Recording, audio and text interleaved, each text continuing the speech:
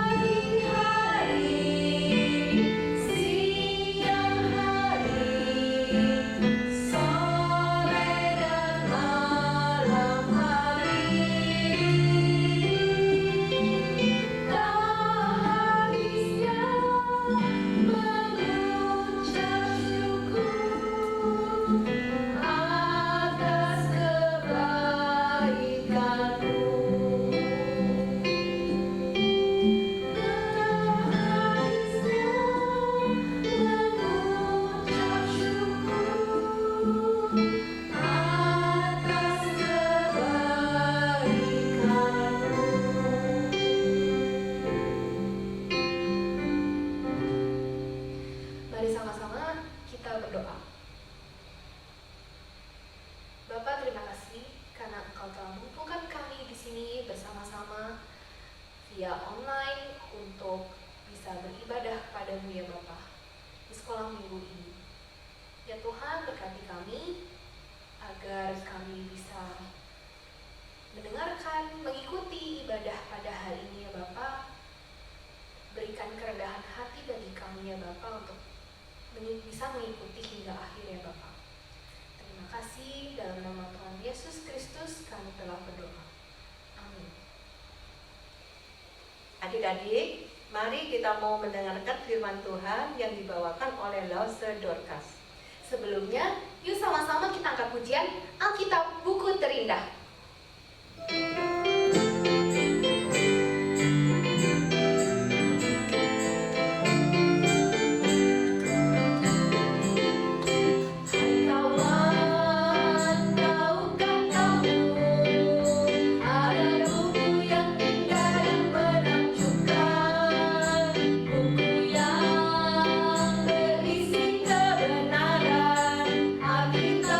Itulah namanya.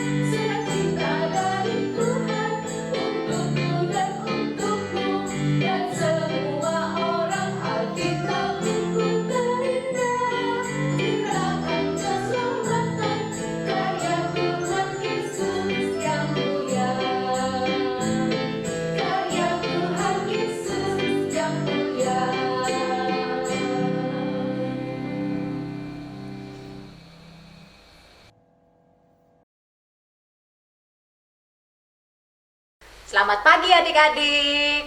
Apa kabar hari ini? Wah, habis libur panjang ya. Ada yang bepergian nggak? Oke, mungkin ada yang bepergian, ada juga yang tetap di rumah ya. Tapi semoga semua hari ini Lause mendapati adik-adik dalam keadaan sehat dan juga dalam keadaan bahagia. Besok udah masuk sekolah ya. Tetap semangat untuk PJJ? Ya, pasti harus tetap semangat karena kita punya Tuhan Yesus yang tetap memberikan kita kekuatan dan kemampuan. Nah, adik-adik, hari ini kita akan bersama-sama mendengarkan firman Tuhan setelah tadi kita sudah bersama-sama memuji memuliakan namanya. Namun sebelumnya, yuk mari kita akan berdoa sebelum mendengarkan firman Tuhan.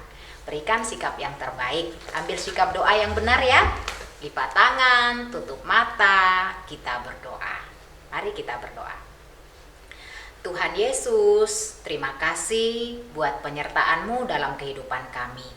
Saat ini kami sudah siap untuk mendengarkan kebenaran firman-Mu. Berkati kami ya Tuhan, urapi kami dengan kuasa Roh-Mu yang kudus. Tolong kami supaya kami bisa duduk dengan tenang, memberikan hati kami, pikiran kami, sikap kami yang terbaik untuk Tuhan ketika kami akan mendengarkan firman-Mu. Biarlah firman-Mu yang akan kami dengarkan bersama-sama nanti Tuhan mendapat tempat dalam hati kami dan Roh Kudus akan memampukan kami untuk melakukannya dalam kehidupan kami setiap hari. Berkati Lause Dorcas yang akan menyampaikan kebenaran firman-Mu sehingga firman yang ditaburkan menjadi berkat bagi kami semua. Terima kasih ya Tuhan, Engkau juga berkenan memberkati device kami, berkenan memberkati koneksi internet dan jaringan listrik kami, sehingga kami bisa mendengarkan firman Tuhan dengan baik, dengan lancar dari awal sampai akhir. Berfirmanlah ya Tuhan, kami siap mendengarkannya. Di dalam nama Tuhan Yesus kami berdoa dan bersyukur. Amin. Nah adik-adik, hari ini kita akan bersama-sama belajar firman Tuhan dengan sebuah tema, memandang kehidupan menurut cara Allah. Ya, memandang kehidupan menurut cara Allah. Nah, sebagai pendahuluan, Lause mau nanya nih, ya. Di sini siapa yang suka nonton YouTube? Wah, pasti semua ya. Sekarang orang lebih memilih menonton YouTube daripada televisi. Itu yang Lause Dorcas baca-baca ya dari berita gitu ya. Jadi orang lebih suka nonton YouTube. Nah, kalau adik-adik, konten seperti apa yang adik-adik suka nonton di YouTube? Apakah konten tentang pendidikan misalnya, ilmu pengetahuan misalnya, atau mungkin tentang teknologi? Karena di YouTube itu banyak sekali ya konten-konten yang disajikan kepada kita. Nah, kalau begitu, YouTube mana yang adik-adik suka? Indonesia kah atau luar negeri? Lause Dorcas dengar dari beberapa orang tua katanya anak-anaknya lebih suka nonton yang luar negeri ya. Tetapi mungkin juga ada yang suka menonton YouTube Indonesia. Nah, beberapa waktu yang lalu Lause Dorcas itu pernah membaca baik di media sosial ataupun mendengar dari sebuah YouTube ya. Jadi seorang YouTuber ini dia mengkritisi beberapa YouTuber yang ada di Indonesia. Ya, intinya di sana mau bilang begini, bahwa ada beberapa YouTuber di Indonesia itu yang suka menampilkan tentang kemewahan. Misalnya konten-kontennya itu ketika liburan mewah misalnya, atau ketika naik jet pribadi misalnya, ketika membeli dan memakai mobil mewah yang sangat mahal, tas-tas bermerek dan lain sebagainya. Banyak orang menampilkan kemewahan di dalam konten-kontennya. Dan YouTuber yang mengkritisi itu mengatakan jangan terlalu menampilkan yang mewah-mewah. Karena apa? Kondisi bangsa kita saat ini sedang dilanda bencana dan lain sebagainya. Nah, adik-adik, Lause Dorcas bukan membahas tentang siapa orang itu, bukan. tetapi kita mau lihat kepada kehidupan yang mewah. Ya, manusia pada dasarnya memang ya suka menampilkan kemewahan. Kenapa? Ya, misalnya adik-adik punya sesuatu yang baru. Kalau adik-adik punya media sosial misalnya, pasti ingin difoto dan diupload ya. Apalagi kalau barang itu mahal misalnya ya.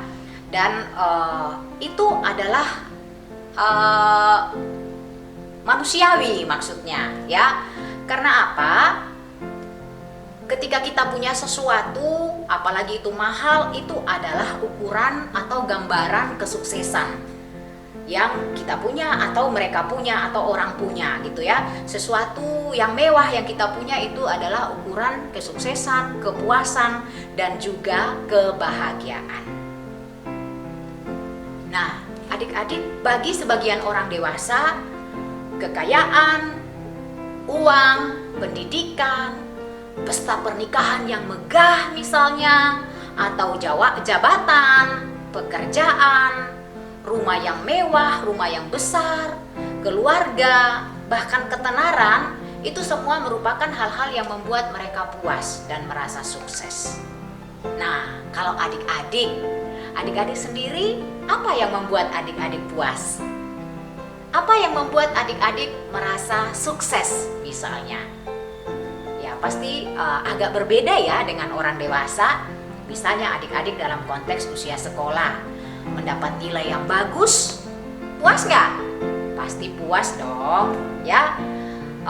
Punya hobi olahraga tertentu yang mungkin teman-teman yang lain nggak bisa, senang nggak? Pasti senang dong, ya. Punya pakaian yang keren misalnya, atau ketika baru membeli gadget yang terbaru misalnya, hal-hal itu yang membuat mungkin adik-adik merasa puas. Nah, adik-adik, yang menarik bahwa segala sesuatu yang sudah saya jelaskan tadi itu adalah cara manusia memandang kehidupan ini. Manusia memandang kehidupan ini dari apa yang dia punya.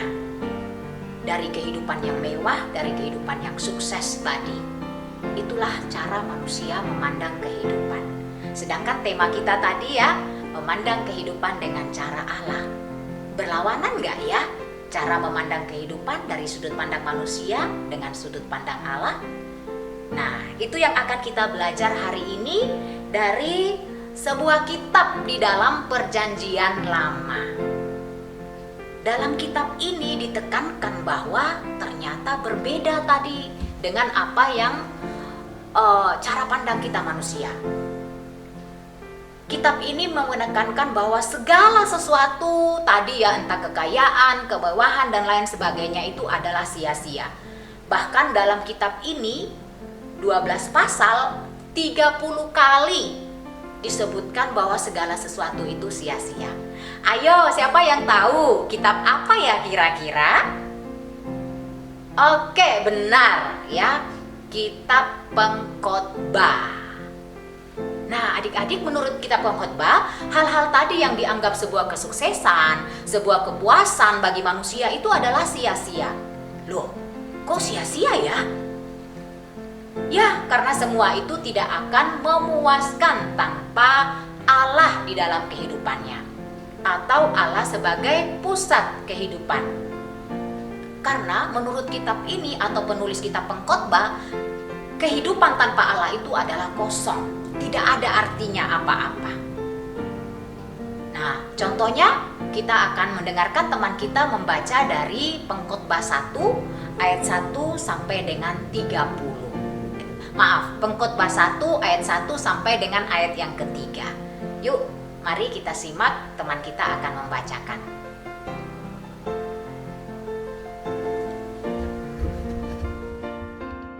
Pengkhotbah pasal 1 ayat 1 sampai 3. Inilah perkataan Pengkhotbah, anak Daud, raja di Yerusalem. Kesia-siaan belaka. Kata Pengkhotbah, kesia-siaan belaka.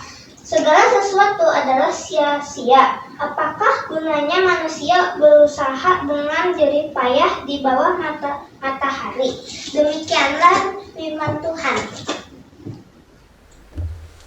Ya, kita sudah mendengarkan teman kita tadi membaca Pengkhotbah 1 ayat 1 sampai 3. Dari ayat tersebut, adik-adik, jelas ya bahwa penulis kitab Pengkhotbah mengatakan bahwa segala sesuatu yang berada di bawah matahari, di atas bumi atau di bawah langit adalah sia-sia atau tidak ada gunanya.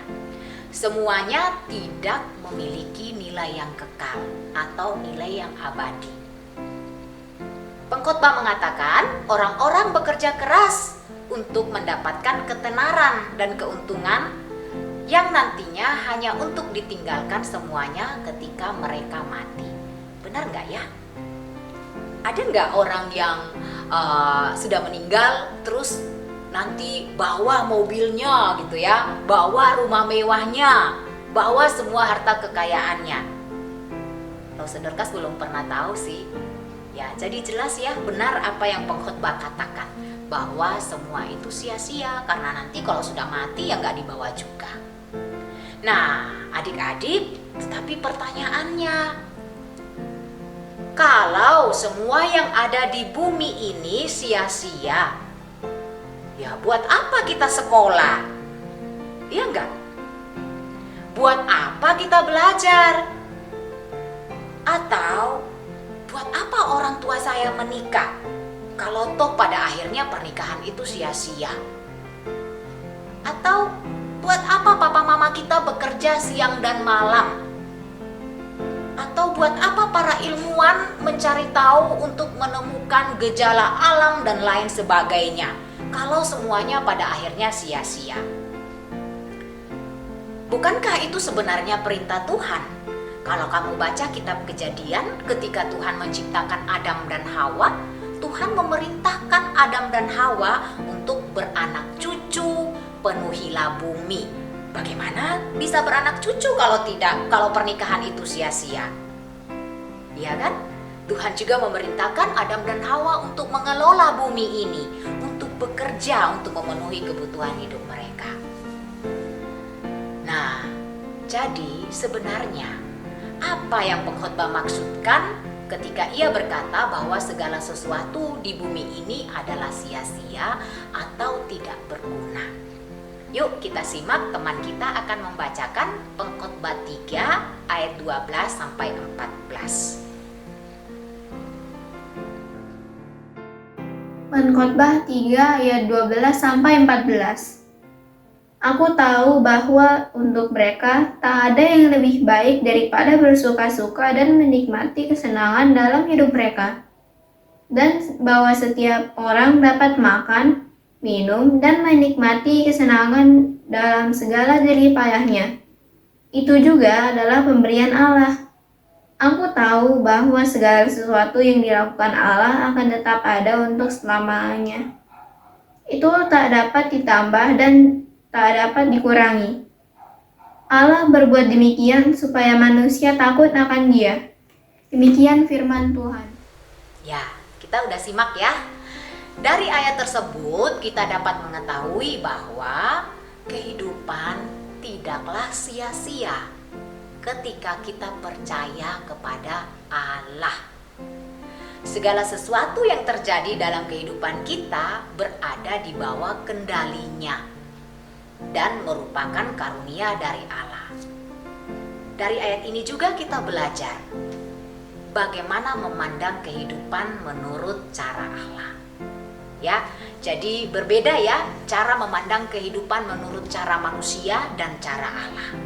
Kalau manusia tadi lebih fokus kepada kemewahan dan lain sebagainya, Allah memandang kehidupan ini ketika kita mau mengandalkan Dia dalam setiap kehidupan kita. Misalnya, ketika kamu belajar dengan tekun, itu tidak akan sia-sia jika kamu mau mengandalkan Tuhan. Mau ulangan atau mengerjakan tugas atau mau sekolah, duduk dulu, tenangkan hati, berdoa, minta pertolongan Tuhan. Bukan mengandalkan kepintaran, wah saya nggak usah belajar, saya nggak usah berdoa, saya sudah belajar kok, ulangan pasti 100 tanpa berdoa. Ya mungkin kamu bisa dapat 100, tetapi seperti yang tadi pengkhotbah bilang, itu akan sia-sia karena kamu mengandalkan kekuatan. Atau kalau kamu misalnya dianugerahi kepintaran, kamu pintar, kamu memiliki pengetahuan yang luas misalnya, itu tidak akan sia-sia kalau kamu mau berbagi dengan temanmu yang kurang bisa dalam pelajaran tertentu misalnya. Tetapi itu akan sia-sia jika kamu menjadi sombong dengan kepintaran yang kamu miliki. Terlebih lagi mungkin kamu mengesampingkan orang lain. Wah, dia nggak bisa apa-apa, jangan mau berteman ya sama dia misalnya. Wah, itu kepintaranmu pasti akan menjadi sia-sia. Atau mungkin dengan kekayaan yang kamu miliki, ya, itu tidak akan menjadi sia-sia kalau kamu mau hidup berbagi dengan orang yang kekurangan misalnya, ya.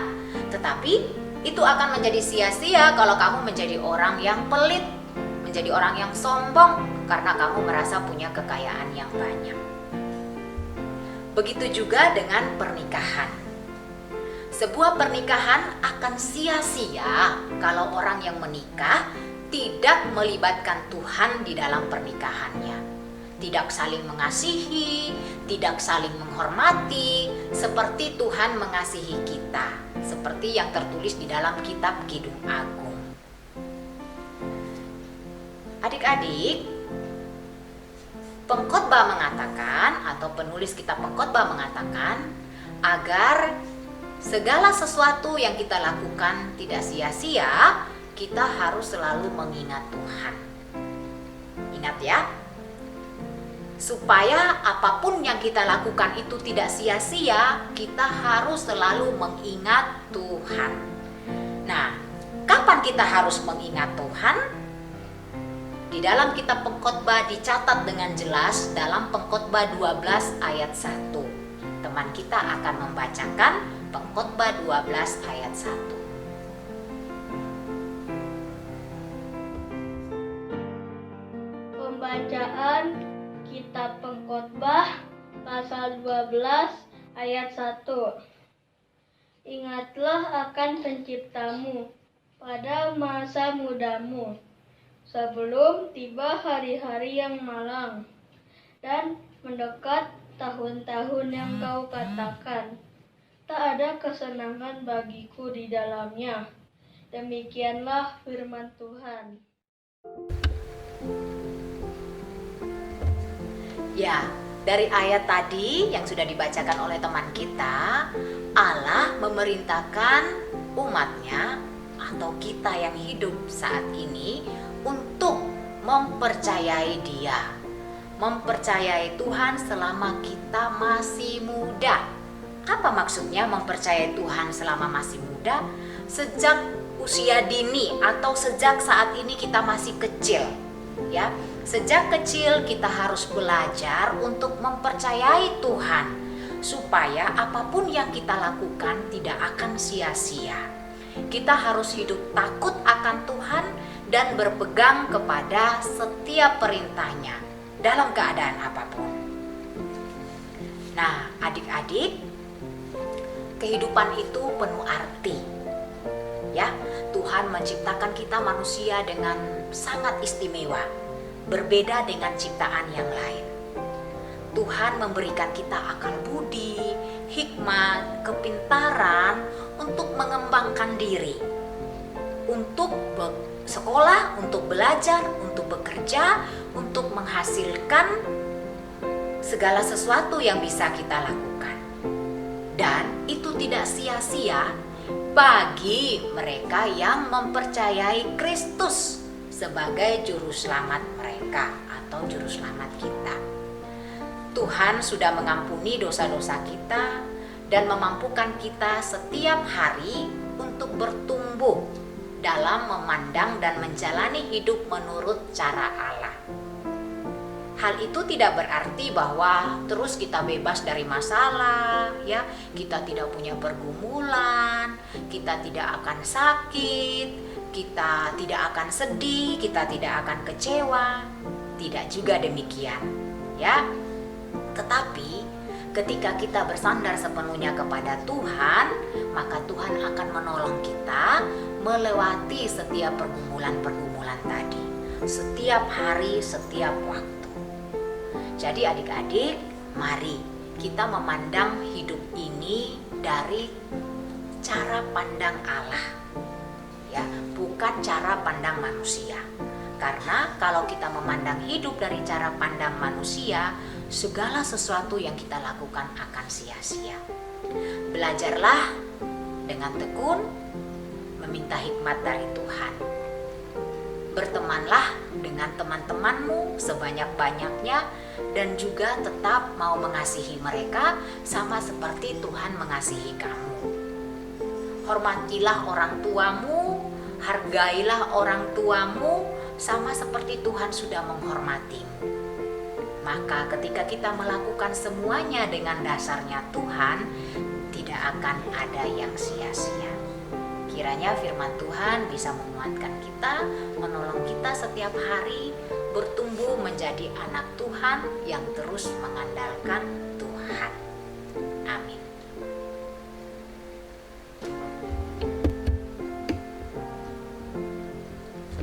Oke adik-adik, kita sudah mendengarkan firman Tuhan.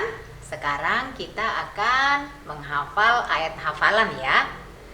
Ayat hafalan hari ini diambil dari Amsal 2 ayat yang kelima. Amsal 2 ayat yang kelima. Nanti kita akan membaca 2 kali. Setelah itu kita ingat lagi ya ayat hafalan yang minggu-minggu lalu, karena ini berkesinambungan. Jadi setelah kita hafal baca 2 kali, kita hafal, terus kita baca dari Amsal 2 ayat 1 dan sampai ayat 5. Yuk sama-sama kita buka Alkitab kita, Amsal 2 ayat 5. Kita baca 2 kali ya. 1, 2, 3.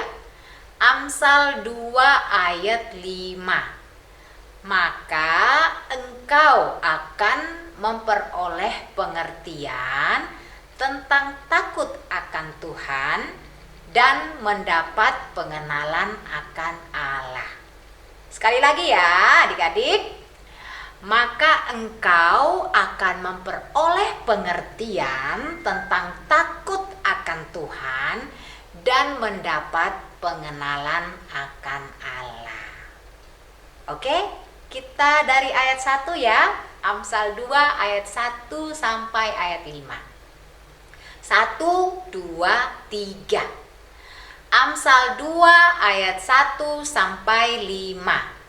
Hai anakku, jikalau engkau menerima perkataanku dan menyimpan perintahku di dalam hatimu, sehingga telingamu memperhatikan hikmat dan engkau mencenderungkan hatimu kepada kepandaian.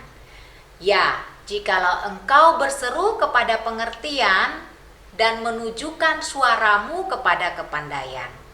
Jikalau engkau mencarinya seperti mencari perak dan mengejarnya seperti mengejar harta terpendam, maka engkau akan memperoleh pengertian tentang takut akan Tuhan dan mendapat pengenalan akan Allah. Oke, good. Diulang-ulang ya di rumah ya, supaya adik-adik tetap mengingat ayat ini. Oke adik-adik, mari kita berdoa. Kita berdoa doa Bapa kami ya. Semua lipat tangan, tutup mata, kita berdoa. Bapa kami yang di surga, dikuduskanlah namamu. Datanglah kerajaanmu, jadilah kehendakmu di bumi seperti di surga. Berikanlah kami pada hari ini makanan kami yang secukupnya. Dan ampunilah kami akan kesalahan kami, seperti kami juga mengampuni orang yang bersalah kepada kami. Dan janganlah membawa kami ke dalam pencobaan, tetapi lepaskan kami daripada yang jahat. Karena engkaulah yang mempunyai kerajaan dan kuasa dan kemuliaan sampai selama-lamanya. Amin. Oke, selamat hari Minggu adik-adik. Tuhan Yesus memberkati.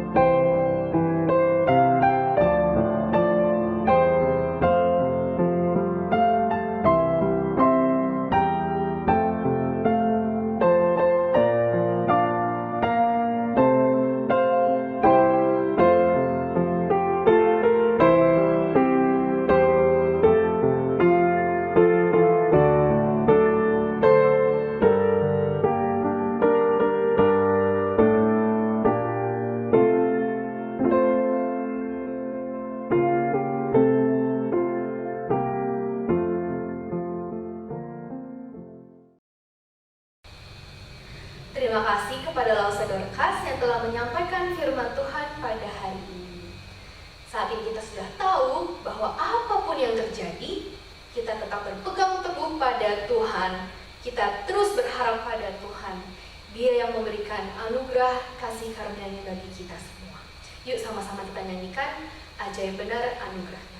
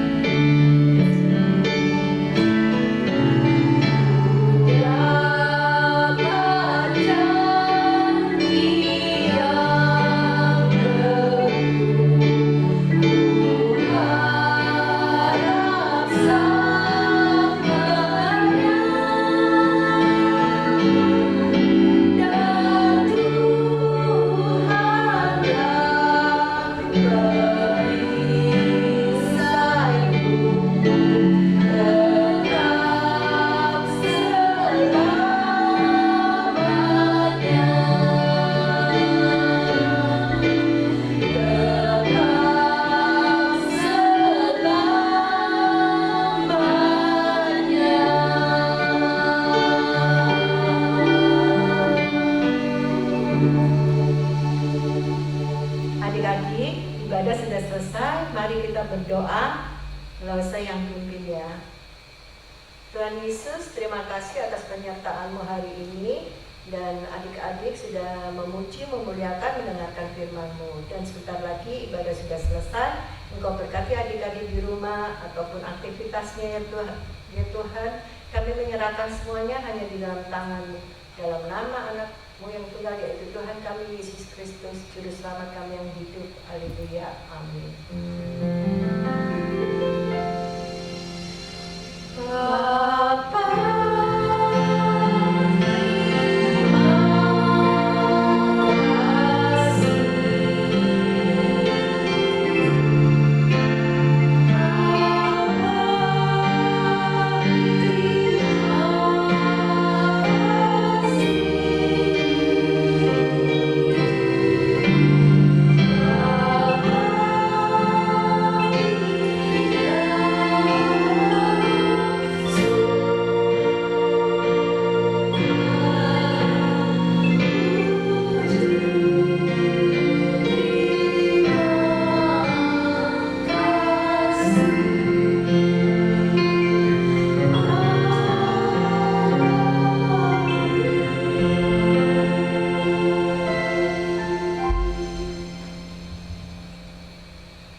Ibadah sudah selesai.